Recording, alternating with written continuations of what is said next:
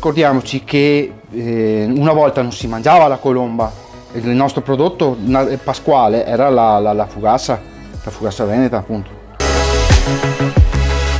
Questa è la fugassa veneta. Questo è un prodotto ovviamente con lievito madre.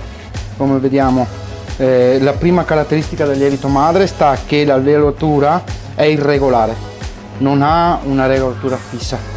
La tradizionalità vuole anche che la fugassa sia un dolce povero, sia un dolce fatto con ciò che si aveva nell'aia, un prodotto che dura poco e quindi non ha all'interno nulla che l'aiuta a conservarsi, solo gli zuccheri, i lieviti che gli aiutano, non c'è altro nulla, è l'etichetta pulita.